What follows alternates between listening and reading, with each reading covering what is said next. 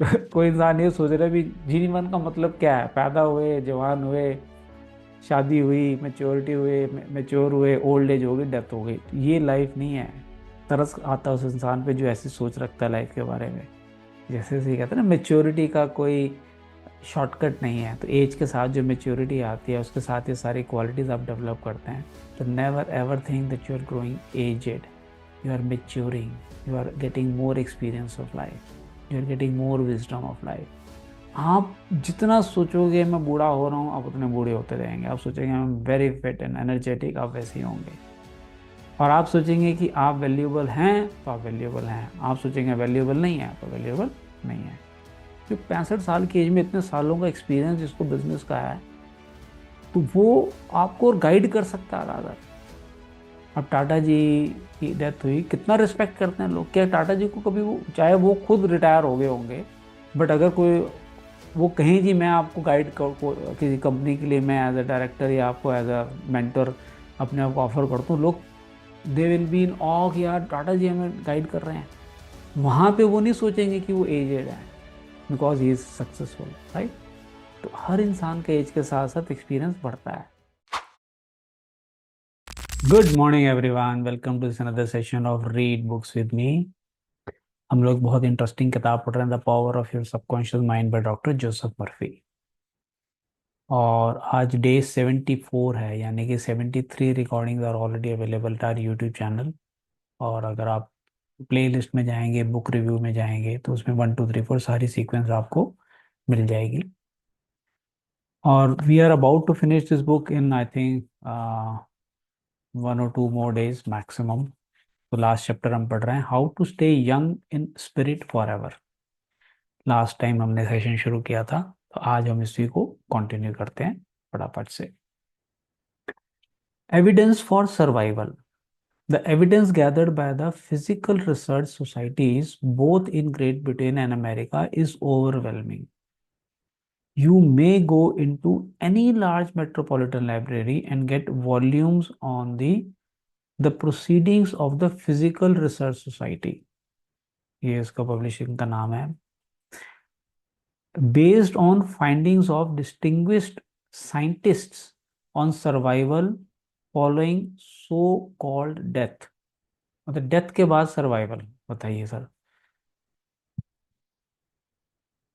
You will find a startling report on scientific experiments establishing the reality of life after death in the case for psychic survival। ये by Hereward Carrington, director of the American physical institute. Next paragraph में आते हैं इसी sequence में। Life is a women asked Thomas Edison the electrical wizard, mister Edison what is electricity. बड़ा interesting concept है। He replied, madam electricity is full stop, use it. क्या है electricity? इससे इलेक्ट्रिसिटी इलेक्ट्रिसिटी है, उसको यूज करो। Electricity is a name we give an invisible power which we do not fully comprehend, but we learn all we can about the principle of electricity and its uses. We use it in countless ways. अब electricity को explain करने की जरूरत नहीं है। Electricity electricity है, जो universal like principal उन्होंने खोज के निकाला, कहते हैं उसको यूज करो। The scientist can not see the an electron with his eyes. बिना माइक्रोस्कोप के कहां से देख पाएंगे इलेक्ट्रॉन वो। Yet he accepts it as a scientific fact because it is the only valid conclusion which coincides with his other experimental evidence। तो same parlance में वो कहते हैं we can not see life. हम देख तो सकते थे, इलेक्ट्रॉन को नहीं देख सकते, वैसे लाइफ को नहीं देख सकते।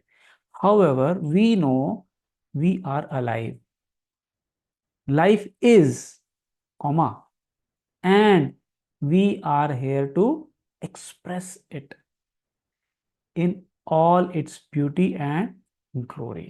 लाइफ है, लाइफ को जियो, एंजॉय करो। Mind and spirits do not grow old. Next paragraph. The man who thinks or believes that the earthly cycle of birth, adolescence, youth, maturity, and old age is all there is to life is indeed to be pitied. कोई इंसान ये सोच रहा है भी जीवन का मतलब क्या है, पैदा हुए, जवान हुए, शादी हुई, मेच्योरिटी हुए, मेच्योर हुए, ओल्ड एज हो गई, डेथ हो गई, तो ये लाइफ नहीं है। तरस आता है उस इंसान पे जो ऐसी सोच रखता है लाइफ के बारे में। Such a man has no anchor, no hope, no vision, and to him life has no meaning. This type of belief brings frustration, stagnation, cynicism, इसका मतलब feeling of distrust, and a sense of hopelessness resulting in neurosis. अब neurosis का मतलब क्या? A mental illness that causes strong feeling of fear and worry and mental aberrations of all kind. Aberration मतलब a changed way of usual behaving. तो ये अगर आप इस तरह की बिलीफ के साथ जिंदगी जिएंगे तो क्या होगा? दोबारा पढ़ते हैं। This type of belief brings frustration, stagnation, cynicism and a sense of hopelessness resulting in neurosis, डर में जिएगा इंसान, and mental abrasion of all kinds. If you cannot play a fast game of tennis or swim as fast as your son, or if your body has slowed down, ये old age की बात कर रहे हैं, or you walk with a slow step, remember life is always clothing itself anew. जिंदगी हर पड़ाव में एक नए रूप में नए कपड़े पहन के आ रही है। When men call death is but a journey to a new city is another dimension of life. Death क्या है? एक सिटी से उतर के दूसरी सिटी में जा रहे हैं, जर्नी है हमारी ये। वाह। I say to men and women in my lectures that they should accept what we call old age gracefully. Age has its own glory, beauty, and wisdom, which belongs to it. Peace, love, joy, beauty, happiness, wisdom, goodwill, and understanding are qualities which never grow old or die. जैसे जैसे कहते हैं ना, maturity का कोई shortcut नहीं है, तो एज के साथ जो मेच्योरिटी आती है उसके साथ ये सारी क्वालिटीज आप डेवलप करते हैं। तो never ever think that you are growing aged, you are maturing, you are getting more experience of life, you are getting more wisdom of life. Ralph Waldo Emerson, poet and philosopher, said, we do not count a man's years until क्या line बोली है मैंने, दोबारा बोलता हूँ मैं। We do not count a man's years until he has nothing else to count.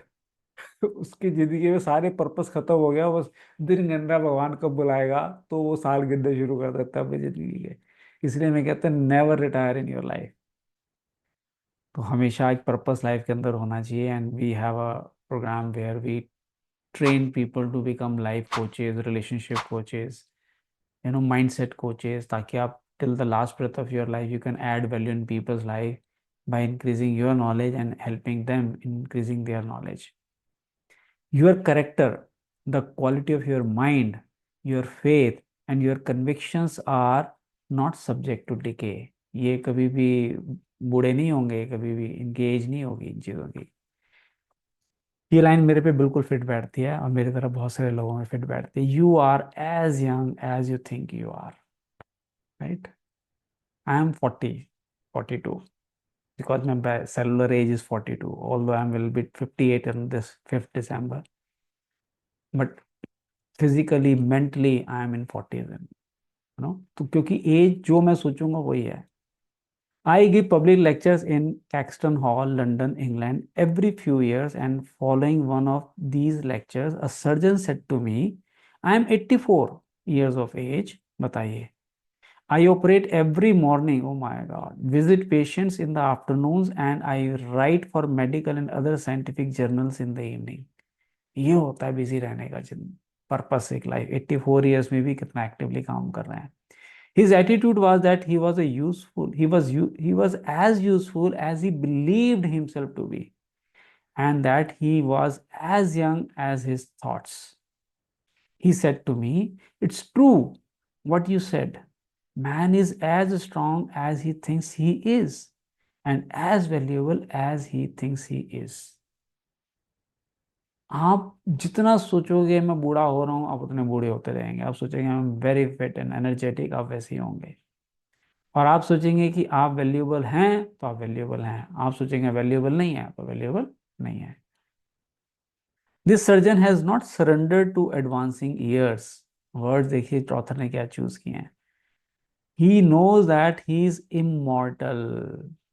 हमारा वो, his final comment to me was, if I should pass on tomorrow, और मेरी डेथ हो भी जाती है कल, I would be opening operating on people in the next dimension, not with surgeon scalpel, जो एक सर्जिकल नाइफ होता है, but with mental and spiritual surgery. कहता है मैं तो ऊपर जाके भी सर्जरी करूंगा लोगों की। ये होती है एनर्जी, ये होता है purpose of life. Your grey hairs are an asset. ये एसेट है आपके लिए, जो सफेद बाल आपके हैं ना, इतने स्मार्ट लगते हैं, वाह। Don't quit, don't ever quit a job and say I am retired, I am old, I am finished. Never say these words in your life. That would be stagnation, death, and you would be finished. जहां आपने बोला मैं retire, आप finish हो गए जी। सम men are old at 30 while others are young at 80। सब सोच का कमाल है। देखिए, कुछ 30 में बूढ़े हो रहे हैं, कुछ 80 में भी जवान है। The mind is the master weaver, the architect, the designer and the sculptor. George Bernard Shaw was active at 90, and the artistic quality of his mind had not relaxed from active duty. I meet men and women who tell me that some employers almost slam the door in their faces when they say they are over 40। ये बड़ा चक्कर है। 40 के बाद बंदे लगता है अब इस एज में क्या मिलेगा, इस एज में नौकरी ही नहीं है, 40 के बाद नौकरी ही नहीं मिलती। और जो एम्प्लॉयर्स है वो भी कहते हैं, दरवाजे बंद करते हैं, अच्छा आप 40 के ऊपर हो, आपके लिए कोई जॉब ही नहीं है। और वो कहता है उन ऑथर्स के लिए, देखिए कितनी इंपॉर्टेंट लाइन बोलते हैं, the attitude on the part of the employer is to be considered cold, callous, evil and completely void of compassion and understanding. तो बेवकूफ है, उनको समझ ही नहीं है कुछ, जो जो एम्प्लॉयर ऐसा बोल रहा है। The total emphasis seems to be on youth, that is you must be under 35 years of age to receive consideration. Focus ही एज पे कर रहे हैं वो। The reasoning behind this is certainly very shallow.